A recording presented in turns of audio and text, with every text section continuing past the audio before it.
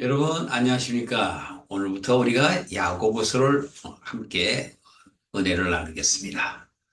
이 야고보서의 저자는 예수님의 12제자 중에 한 명인 세베대의 아들 야고보가 아니라 동명이인인 예수님의 육신의 동생인 야고보를 이야기합니다. 이 야고보는 예수님 생전에 예수님을 극히 믿지 않는 일반 우리 보통 사람들의 생각과 같지 않았을까 하는 생각이 듭니다. 그러나 예수님께서 부활하신 이후에 그는 많은 시학을 받았을 것입니다. 그런 시학 그 가운데서 예수님의 말씀을 믿게 되었고, 오늘 우리가 이 야고보서를 이렇게 보면 그의 육신의 동생은 어떤 생각을 했으며, 또 그 당시에 로마 교인들, 특히 그 이탈리아 지방에 있는 많은 사람들은 율법과 그 복음 가운데서 어떤 신앙을 선택했을까 하는 것을 우리가 염두에 두고 살펴보기로 하겠습니다. 자, 그렇다면 우리가 야고보서 1장 1절 보시겠습니다. 하나님과 주 예수 그리스도의 종 야고보는 흩어져 있는 12지파에게 문안하노라. 예, 여기서는 지금 뭐라 그럽니까? 바로 그리스도의 종. 그런데 예수 그리스도의 종입니다. 예수가 그리스도가 된 것을 강조하며 자신은 종의 위치에 이렇게 기록을 하며 바로 12지파에게 대상을 향하여 글을 쓰게 된 것입니다. 그렇다면 12지파가 예수님에 대해서 알아야 할 것이 무엇인가에 대해서 아마 이야기하지 않을까 하는 생각을 한번 추측하면서 살펴보죠. 2절 보시면요. 내 형제들아, 너희가 여러 가지 시험을 만나거든 온전히 기쁘게 여기라. 이는 너의 믿음의 시련이 인내를 만들어내는 줄 너희가 알미라. 예. 12지파들이 대상으로 한 거기 때문에 아무래도 그들이 조상 때부터 바로 하나님을 경외하던 사람들이기 때문에 이렇게 아마 말하지 않았는가 이렇게 봅니다. 그런데 여기서 보십시오. 여러분이나 저는 어떻습니까? 여러 가지 시험을 만날 때 자신의 마음을 어떻게 평정하게 이룰 수가 있을까요? 그래서 여기서 보면 온전히 기쁘게 여기라. 사실 어떤 시험이 오면 기쁘게 여기기 쉽지 않죠.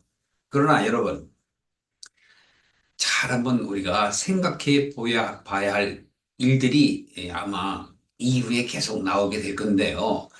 우리가 어떤 시험이 든다라는 이야기는 자기 마음에 합하지 않은 거죠. 사람들은 저부터도 마찬가지지만 자기 중심적으로 살아가고 자기의 그 프레임이 서 있기 때문에 거기에서 벗어나면 여간하여 돌리질 않죠. 그렇기 때문에 하나님께서는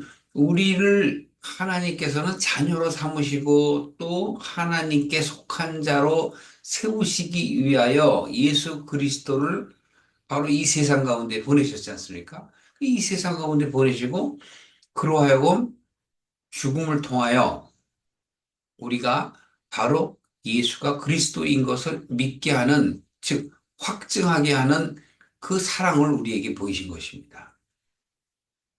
그러니까 믿는 자에게는 하나님이 능력이 됨이라라고 하신 그 로마서 말씀에도 8장 말씀이죠.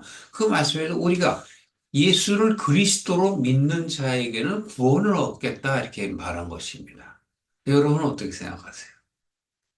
저나 여러분은 바로 크리스찬으로서 바로 예수를 그리스도로 믿는 그런 사람들이 아니겠습니까? 그러나 이 당시는 사실 율법과 그 복음 가운데서 많은 갈등의 요인을 안고 살아가는 사람들이 많았던 것입니다. 왜냐하면 조상 때부터 하나님을 경외하며 율법을 지켜야만 우리는 하나님 나라에 갈 수 있다고 믿었던 사람들과 바로 그리스도께서 우리에게 주신 그 자유함을 믿고 바로 우리에게 어떤 무엇인가 하나님께 보상을 해드려야 한다는 그런 압박감. 그러니까 그게 바로 계명이죠. 그런 율법과 그 계명을 지켜야만 한다는 그 강박감 속에서 예수님은 그것이 아니라고 말씀하셨죠. 어떤 제자가 이렇게 얘기하지 않습니까? 우리가 어떻게 해야 하나님의 나라에 가겠습니까? 어떤 율법을 지켜야 합니까? 이렇게 얘기했을 때 예수님은 그 수많은 630여 가지가 되는 그 법 가운데서 간단하게 말씀하십니다. 첫 번째, 너희 하나님을 어떻게 사랑하라. 네, 마음을 다하고, 어떻게 하냐? 뜻을 다하고, 목숨을 다하여 너희 하나님을 사랑하라. 그게 첫 번째예요. 두 번째는 뭐예요? 내 이웃을 내 몸과 같이 사랑하라. 이렇게 말씀을 하셨습니다. 그렇다면 우리는 10계명에 있어서도 우리가 한 계명도 지킬 수가 없는 것인데 우리가 인간 관계 속에서의 그러한 시각을 갖고 자기 자신이 어려서부터 배워왔고 그렇게 그것이 옳다라고는 자기의 생각, 이념이 있지 않습니까? 그 이념 가운데서 이러한 말을 들을 때 혼돈할 수 있는 것입니다. 그러니까 생각의 갈등이 오는 것이죠. 어떤 것이 참 진리냐. 예수 그리스도께서 우리에게 참 진리를 말씀을 하셨지만 그거를 온전하게 받아들이는 게 쉽지 않았어요. 그래서 예수님께서는 율법보다 특히 바울이 그것을 얘기했죠. 율법이 너희를 하나님 나라에 들어갈 수 있게 못한다고 분명하게 이야기하며 바로 예수를 믿어야 즉 그리스도를 믿음으로 말미암아 우리가 의롭다 칭함을 받는다라는 그 주장을 했던 것입니다. 그래서 아마도 이 야고보가 이 글을 쓰게 된 것은 거기서 갈등하는 많은 그 12지파 사람들에게 전하는 메시지가 아닌가 이렇게 보여지는데요. 자, 좀 보십시다. 3절에도 보면 이는 즉 온전히 기쁘게 여기라 라고 이야기하는 것은 너희들의 믿음의 시련이 인내를 만들어내는 줄을 너희가 알미라. 그러니까 일반적으로 어쨌든 신앙을 너희들의 신앙의 수준을 야고보는 높게 평가를 하며 그러한 환경 속에서 너희들이 믿음이 자라왔던 너희가 어떠한 시험이 들어왔을 때 그것을 온전히 이겨낼 그러한 힘들이 바로 믿음의 시련인 것을 너희가 익히 알 것이다. 라고 얘기하는 것입니다. 쉽진 않아요. 여러분들이나 저에게 어려움이 오면 그거 어떻게 금방 이겨내겠습니까? 그래서 우리는 기도하고 또 하나님의 말씀 가운데서 우리는 믿음을 확신해 나아가며 하나님께 간구하며 나아가는 것이죠. 쉽지는 않은 내용이잖아요. 그래서 여기서도 이제 4절에도 이렇게 얘기합니다. 인내를 온전히 이루라. 네, 인내란 말이죠. 그러니까 우리가 인내해야 돼요. 그러니까 우리가 어떤 혼란이나 고난이 있을 때는 인내를 이루어야 우리에게 어떻게 돼요? 연단이 된다는 거죠. 연단이 된다는 건 갈등을 극복한다는 얘기예요. 그 갈등이 극복이 되면 비로소 믿음의 전진을 이루게 되고 그 문제를 해결할 수 있다는 것이죠. 예수님께서는 우리에게 율법을 지키는 것이 중요한 것이 아니라 율법이 무음하였다면, 흠이 없다면 왜 하나님께서 그리스도를 보내셨겠느냐? 라고 말씀을 하시는 것은 우리로 하여금 참 하나님의 뜻을 깨닫고 나의 생각을 바꾸어서 하나님의 뜻대로 내가 하나님의 사람임을 알고 하나님과 함께 있었음을 깨닫고 내 생각을 돌이키라는 것이죠. 그래서 예수님은 물론 속죄 제물이 되시고 우리의 과거와 현재와 미래 모든 사람들의 죄를 갚으셨지만 실제로는 우리들의 생각을 바꾸시러 오신 것이란 말이에요. 그래서 여기서도 보면 너희들이 인내를 온전히 이룩하게 되면 예, 어떻게 된다고 그래요? 부족함이 없으리라. 여기서 온전히 이룬다라는 것은 사실 쉽지 않죠. 모든 것을 어떻게 온전히 이룹니까? 쉽지가 않아요. 우리가 그 골로새서 같은 경우를 보더라도 그 온전함을 이룬다라는 것은 사실은 쉽지 않은데 한번 우리가 조금 살펴볼까요? 골로새서 3장 12절 한번 쳐보시겠습니다. 그러므로 너희는 하나님의 택하신 거룩하고 사랑하신 자처럼 공일과 자비와 겸손과 온유와 오래 참음을 옷 입고 누가 네게 혐의를 두거든 서로 용납하여 피차 용서하되 주께서 너희를 용서하신 것 같이 너희도 그리하여 모든 것에 사랑을 더해라. 그러니까 어떤 문제가 생길 때 지금 뭐라고 말씀하시는 거예요? 그것을 용서하라는 얘기죠. 그리고 용납하라는 거예요. 근데 이게 참 사실 쉽지 않아요. 우리가 인간 관계 속에서도 우리가 자기 위주의 생각을 하기 때문에 남의 의견을 잘 들으려 하지 않는 습성이 있습니다. 그게 본능이라고 하겠죠. 그런데 이렇게 우리가 성경을 보더라도 우리에게 무엇을 말씀하세요? 바로 골로새 교회에게 사도 바울이 이야기하는 바처럼 바로 우리는 용납하라는 것은 뭐냐면 그 사람의 생각을 어떻게 하라는 거예요? 인정하라는 거예요. 인정이 내가 안 되죠. 그러니까 예, 부딪힘이 있는데 인정하라는 거예요. 그래서 여기서도 왜 어떻게 인정하라? 하나님이 택하신 거룩하고 사랑하신 자처럼 바로 예수님처럼이에요, 이게. 그러니까 하나님이 거룩하시니 예수님이 거룩하죠. 그 거룩하다라는 건 뭐예요? 어디에 휘둘리지 아니하고 바로 진리 안에 서 있는 것을 거룩한 것이라고 우리는 얘기하지 않습니까? 자, 골로새서 3장 6절 한번 보십시오. 땅에 있는 지체를 죽이라. 곧 음란과 부정과 사욕과 악한 정욕과 탐심이니. 탐심은 우상숭배니라. 이 탐심이 뭐예요? 탐심이라는 건 내 마음이 다른 것을 탐하는 거잖아요. 바로 가야 할 것을 바로 가지 못하고 좌우에 있는 것들에 마음이 끌리고 그것을 따라가고 싶은 마음이 생기는 걸 그걸 탐심이라고 그러잖아요. 이 탐심은 실질적으로 아주 우리들에게 약점입니다. 6절 보세요. 3장 6절입니다. 이것들을 인하여 하나님의 진노가 임하니라. 그게 바로 이거. 음란, 부정, 사욕, 정욕 이런 것들. 이게 바로 세상 쪽에서 바로 인간의 약점인 본능인데 이 본능의 이 약점들로 인하여 바로 우리가 탐심이 생기는 거예요. 그 탐심은 바로 5절에서 우상숭배니라 그래요.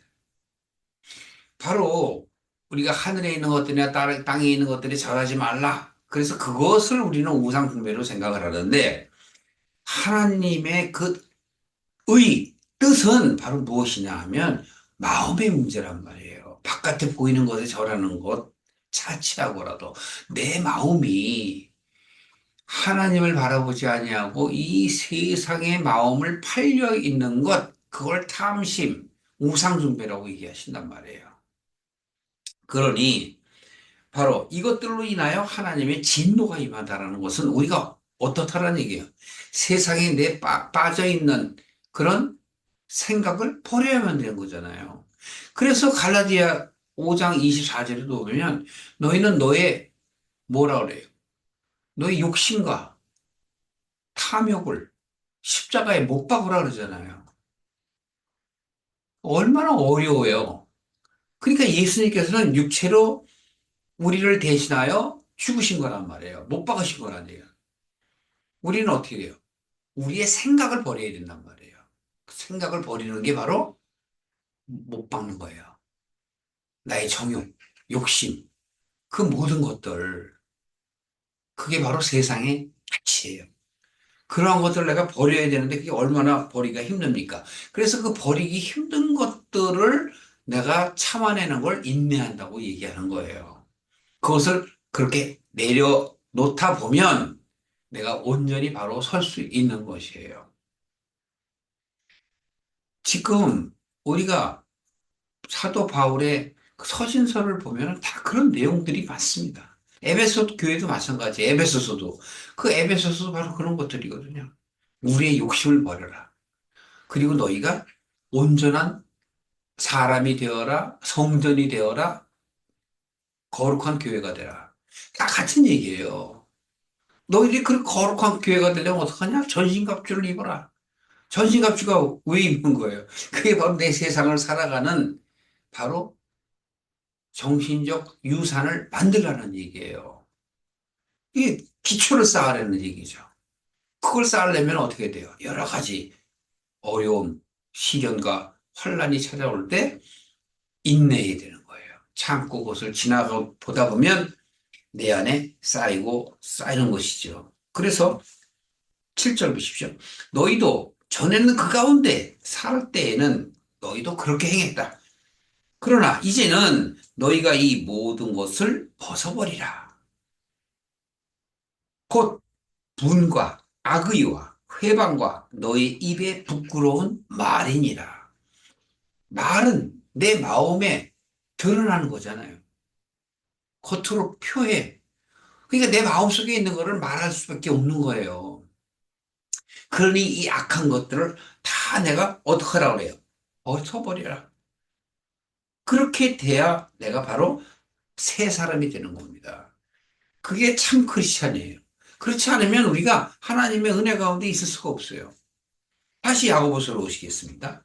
그래서 야고보서에서는 바로 4절이에요. 1장 4절에 너희들이 인내를 온전히 이루라. 온전히 이루려면 바로 내 마음속에서 세상적인 가치를 쫓던 그 생각을 버려야 돼요.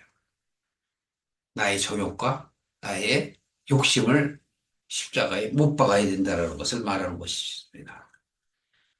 그래서 온전해야 6절에 보시면 너희 중에 누구든지 그 지혜가 부족하거든 모든 사람에게 후히 주시고 꾸짖지 아니하시는 하나님께 구하라 그리하면 주시리라.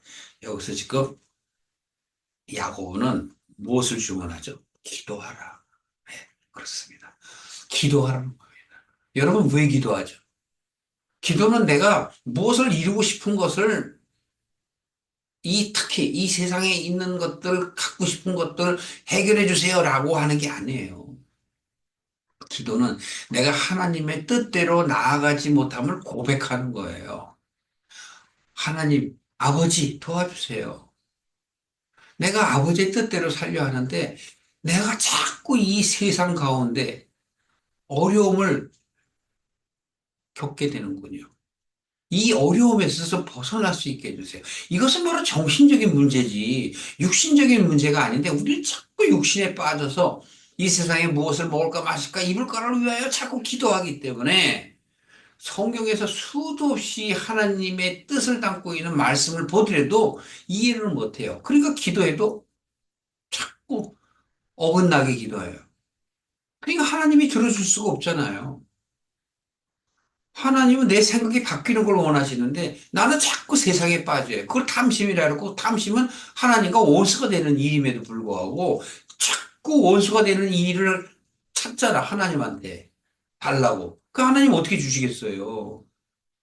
하나님 자기 편이 되고 싶어 하시는데 그걸 자꾸 억지로 그러니 답답하죠? 그래서 우리는 성경을 제대로 알지 못하면 자꾸 엉뚱한 신앙의 길을 간단 말이에요. 여기 지금 보십시오. 그래서 이렇게 얘기해요. 하나님께 구하라. 기도하라는 얘기죠. 어떻게 기도해? 내가 잘 모를 때, 잘 안 될 때, 버려야 하는 것이 잘 안 될 때. 6절 보세요.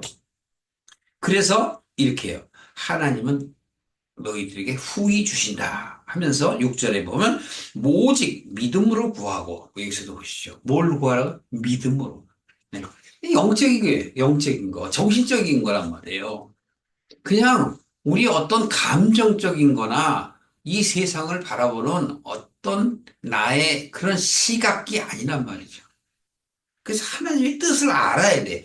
그래서 우리가 하나님의 뜻을 알아야 하나님의 길로 갈 수 있지. 뜻을 모르고 그냥 교회만 왔다 갔다 하면 전혀 그 길로 갈 수 없는 것이죠. 그 믿음으로 구한다. 그러니까 믿음은 모든 사람들에게 구원하는 하나님의 능력이라고 그랬잖아요. 그래서 조금도 의심하지 말라. 예. 우리가 구할 때는 의심하지 마. 그죠? 너희가 기도할 때는 하나님이 다 주신 걸로, 들어주실 걸로 확신하라 그러잖아요. 이게 세상 것이 아니에요? 그렇죠? 이 세상 것을 구하는 게 아니라 뭘 구하라 그랬죠? 하나님의 나라와 의를 위하여 구하라 그랬잖아요. 그러니까 우리가 기도하는 것은 바로 하나님의 의를 내 안에 이루기 위해서 기도하는 거지. 세상에 어, 내가 원하는 것, 어, 세상의 가치를 쫓는 것, 그걸 구하라는 게 아니에요. 어떻게 우리는 그런 기도를 많이 하잖아요. 좀 여러분들이 하나님을 바로 알면, 그 뜻을 바로 알면 그런 기도는 세상 사람들이 하는 것이잖아요. 자, 그렇다면 보십시오. 의심하는 자는 마치 바람에 밀려 요동하는 바다 물결 같으니라. 예, 바다의 물결은 우리가 측정할 수 없죠. 확 저기 몰아치다가도 또 천천히 하기도 하고 이렇게. 그러니까 그 마음이 예, 바로 쓸 수가 없다라는 것을 말하며 이런 사람은 무엇이든지 주께 얻기를 생각하지 말라. 예, 이건 뭐죠? 육적인 것이 아니라 영적인 것을 얘기하는 겁니다. 왜? 그렇게 생각하고 그렇게 기도하니 하나님이 들어줄 수 없는 것을 자꾸 들어달라고 하나님 애간장을 태우니 얼마나 하나님께서 답답하시겠습니까? 두 마음을 품어 모든 일에 정함이 없는 자로다. 두 마음은 뭐죠? 하나님을 향하는 마음, 세상을 향하는 마음. 그 마음을 양쪽에 다 하는 거예요. 한 발은 세상에, 한 발은 하나님. 그럼 어떻게 됩니까? 하나님 나라에 갈 수가 있겠어요? 구절 보시겠습니다. 자, 낮은 형제는 자기의 높음을 자랑하고 부한 형제는 자기의 낮아짐을 자랑할지니 이는 풀의 꽃과 같이 지나갑니다. 이것은 바로 이 세상적인 그 우리의 삶을 얘기하는 거예요. 마치 풀이 지나가는 것처럼. 풀이 지나간다는 것은 바로 무엇을 해요? 이런 것들이 꽃이 피고 또 스럼없이 가을, 겨울이 되면 또 떨어지고 사라지게 되잖아요. 그것처럼 풀의 꽃과 같다라고 표현을 하는 겁니다. 그래서 우리는 내가 더 높다, 네가 더 낮다 이렇게 판단할 게 아니라는 거죠. 이 세상은 잠시예요. 마치 안개와 같다라고 얘기했습니다. 그것을 우리는 깨닫지 못하기 때문에 이 세상에서 오래오래 살기를 원하고 또 오래 살 것처럼 생각하고 또 이 세상의 것들을 취하여 그것으로 자기의 행복과 기쁨을 누리려고 하지만 하나님이 원하는 그 기쁨과 행복, 여러분들이 깨닫는 그 기쁨과 행복이 같은가요? 같아야 내가 자유로워지는 거예요. 예수께서 우리에게는 그 자유를 허락하시기 위해서, 주시기 위해서 오신 거예요. 진리를 알면 그 진리가 너희를 어떻게 한다고 그래요? 자유케 하리라. 하나님의 뜻을 알면 이 세상 것에 마음을 둘 이유가 없단 말이죠. 그러나 우리는 이 세상 속에 있기 때문에 여러 가지 환경 속에서 하나님을 알아나가며 주변의 경험을 통하여 나의 인생의 삶을 통하여 하나님께 한 걸음 한 걸음 나아가는 것이지요. 그래서 11절 보십시오.